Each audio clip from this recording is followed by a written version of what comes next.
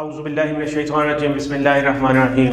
मैं हूं डॉक्टर तैयब काजी और आप देख रहे हैं कारोबार क्लिनिक का ऑफिशियल यूट्यूब चैनल। उम्मीद करता हूं आपने मेरी लास्ट वीडियो देखी होगी जिसमें मैंने अपने एजुकेशनल बैकग्राउंड और करियर के बारे में आपसे शेयर किया था।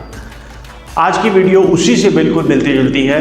आज की वीडियो में मैं आपको बताने जा रहा हूँ कि जापान में पढ़ना क्यों ज़रूरी है, वहाँ की खूबियाँ, वहाँ की क्वालिटीज़ क्या हैं जो आपकी ज़िंदगी में शामिल हो जाती हैं और जापान में गुजारे हुए वक्त से आपको कौन कौन से फ़ायदे हो सकते हैं। ये वाली वीडियो उन स्टूडेंट्स के लिए और उन लोगों के लिए निहायत ही ज़रूरी है, फ़ायदेमंद है जो प्लान कर रहे हैं जापान में पढ़ने का, बाहर कहीं पे पढ़ने का, स्पेशली जापान में। आज मैं उनको गाइड करना चाह रहा था कि जापान में पढ़ने के आपको बेनिफिट्स क्या क्या मिलते हैं, आपको वहाँ की क्वालिफ़िकेशन का, वहाँ की एजुकेशन का स्टैंडर्ड क्या है, मेयार क्या है और वहाँ आगे करियर की अपॉर्चुनिटी किस तरह से होती है।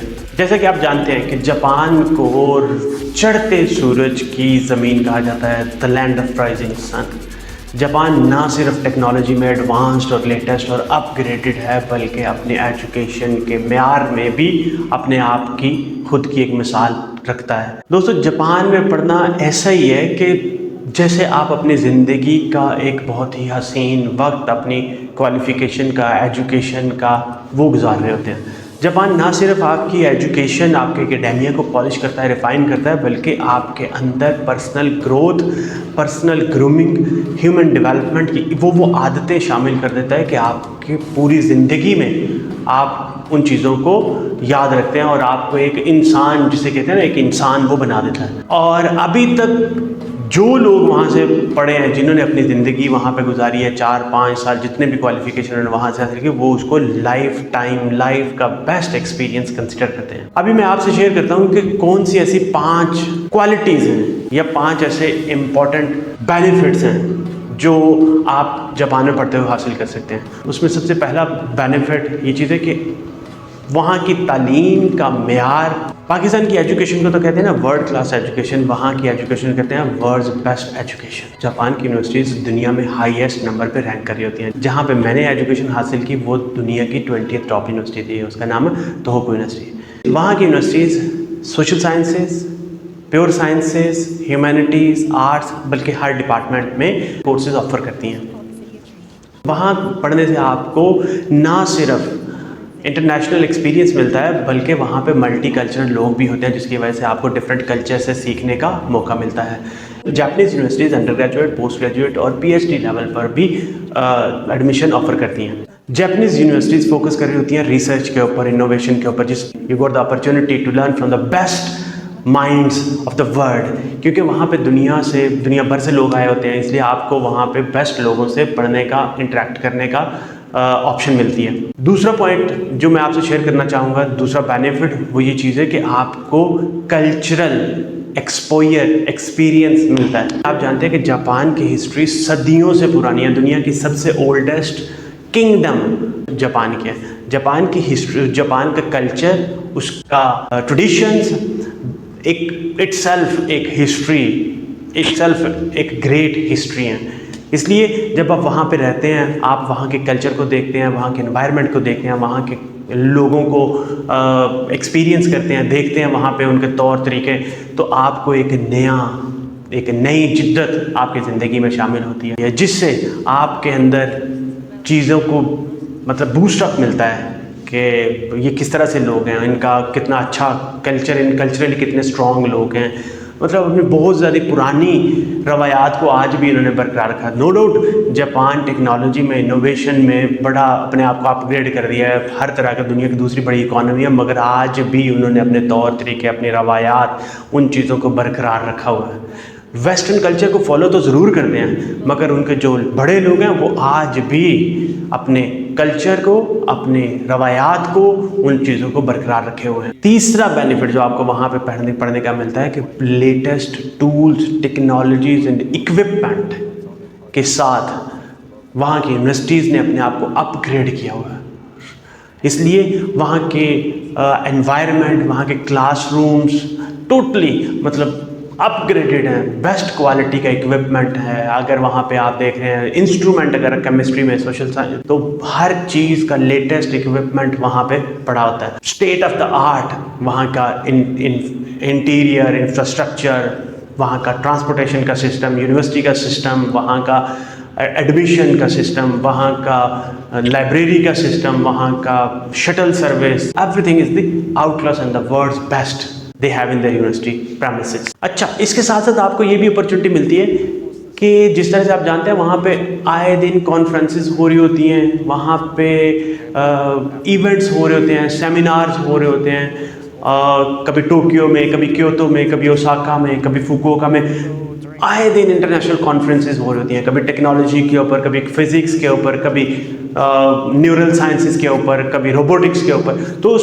वहाँ पे रहने से आपका एक्सेस बड़ी आसान होती है ट्रैवल करने में। You don't need to have passport, visa और एनीथिंग एल्स, बस आपने within, because you are living within the country, so आपका ट्रैवलिंग बड़ा आसान होता है और आप बड़ी बड़ी कॉन्फ्रेंसेस में जहाँ पे बड़े दुनिया के बेस्ट माइंड्स एग्जिस्ट कर रहे हैं, आपको उनके साथ इंटरेक्ट करके, उनके साथ नेटवर्किंग करके, उनसे सीखने का, लर्न करने का आपको वो अपॉर्चुनिटी भी मिल जाती है वहाँ पे रहते हुए। जापान में रहने का चौथा बड़ा फ़ायदा जो आपको होता है वो ये होता है कि आपको जापानीज़ लैंग्वेज सीखने में आसानी होती है।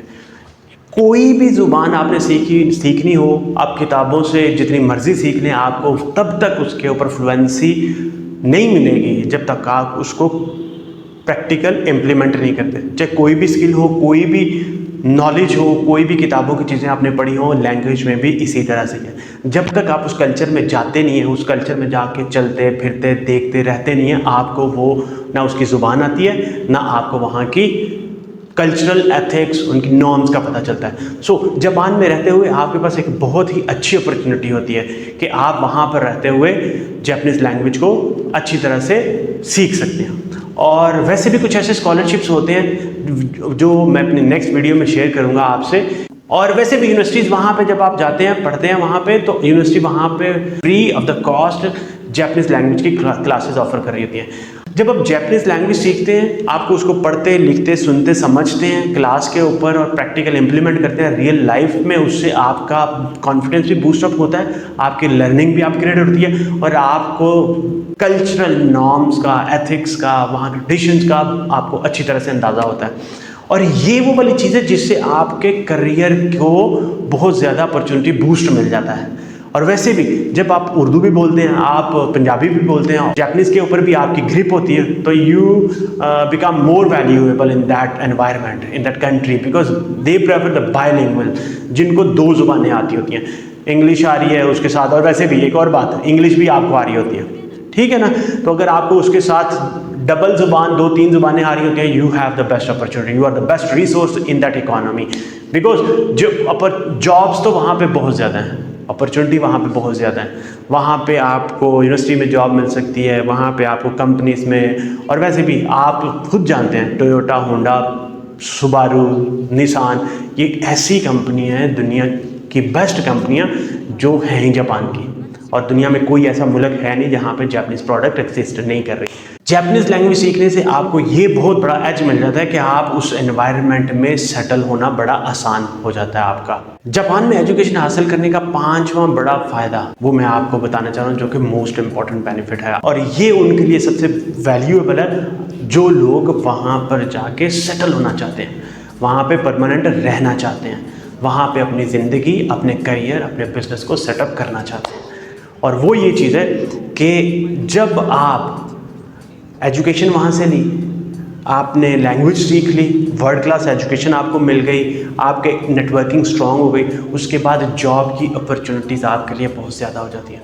और जो लोग जापान से एजुकेशन हासिल करते हैं, उसके साथ साथ अपनी बायलिंगुअल स्किल्स को इन्हांस कर लेते हैं, जापानीज़ प्रोफिशिएंसी को इम्प्रूव कर लेते हैं, और वो जापान में रहना चाहते हैं, उनके लिए जापान के दरवाजे 24/7 और पूरा साल खुले रहते हैं। वो लोग जिनकी एजुकेशन जापान से है, जापानीज़ लैंग्वेज में उनकी प्रोफिशिएंसी है, they know how to communicate, how to write, basic plus N4 level तक, जिनको जापानीज़ लिखनी पढ़नी सुननी आती है और वहाँ पे रहना चाहते हैं, उनके लिए जापान के दरवाजे तो एवरी टाइम खुले।